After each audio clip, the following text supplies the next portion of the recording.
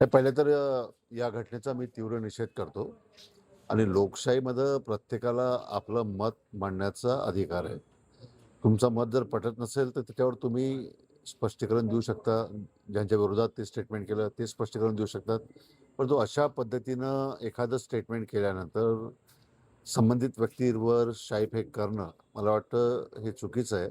या घटनेचा मी तीव्र निषेध करतो आणि आज जर आपण खऱ्या अर्थानं बघितलं तर अतिशय द्वेषाचं राजकारण संपूर्ण देशामध्ये होताना आपण बघतोय. नुकताच बंगालच्या निवडणुका झाल्या आणि बंगालच्या निवडणुकीमध्ये सुद्धा ज्या पद्धतीनं जातीय द्वेष पसरवण्याचं काम हे ज्या पद्धतीनं झालं त्याचा साक्षीदार पूर्ण देश आहे.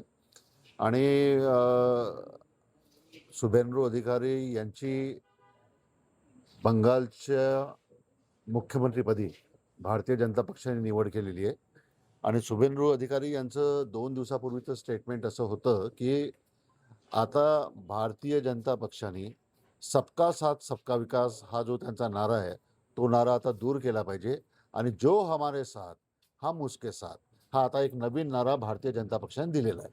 आणि क्लिअर कट ज्यावेळेला तुम्ही आमदारकीची शपथ घेता, ज्यावेळेला तुम्ही मुख्यमंत्र्याची शपथ घेता, ज्यावेळेला तुम्ही मंत्री म्हणून शपथ घेता, त्यावेळेला प्रत्येकाला सर्व धर्मनिरपेक्ष आम्ही कारभार करू अशा पद्धतीची शपथ त्या निमित्तानं घ्यावं लागते. प्रत्येकाला घ्यावं लागते, आम्हालाही घ्यावं लागते.